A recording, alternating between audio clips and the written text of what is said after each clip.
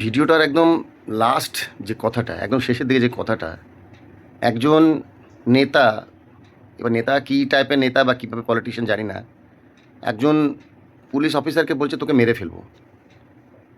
কে অন্যায় করেছে, কে রং, কে রাইট, আমি কিন্তু জানি না, কিন্তু এই যে ভাষাটা আর এই যে পিছন দিক থেকে যে পাম মারছে লোকরা, জয় শ্রীরাম বা যে স্লোগানটা দিচ্ছে, এটা কিন্তু মোটে কিন্তু গ্রহণযোগ্য নয় সমাজের ক্ষেত্রে।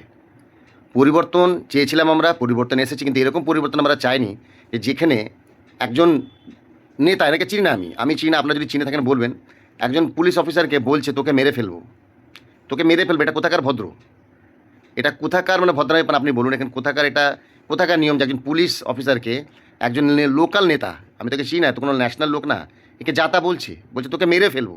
ভিডিওটা একদম শেষ দিকে কথাটা শুনলে বোঝা যাচ্ছে তার সমাজটা কোন দিকে যাচ্ছে, সমাজটা কোন দিকে যাচ্ছে আপনি বলুন। এটা কোনো মানে হলো? সবাইকে ঘিরে ধরেছেন, আর যে পুলিশ, সে পুলিশটাকে আপনি বলছেন মেরে ফেলবো। আমি তো পুলিশ প্রশাসনকে বলবো এবং সমস্ত উচ্চতাধিকারীকে বলবো, যে অফিসাররা আছে, ইমিডিয়েট অ্যাকশান নিন, যাতে এরকম লোক যারা সবার সামনে পুলিশ প্রশাসনকে উপেক্ষা করে একজনকে বলছে তোকে মেরে ফেলবো, তার সাহস কোথা থেকে হয়? ইমিডিয়েট অ্যাকশান নিন, তা নাহলে আগামী দিনে এই যখন একটা পুলিশ অফিসারকে বলছে আগামী দিনে যে কোনো লোককে এ মেরে ফেলতেও পারে, এর উপর ভরসা নেই। জয় হিন্দ, জয় শ্রীরাম।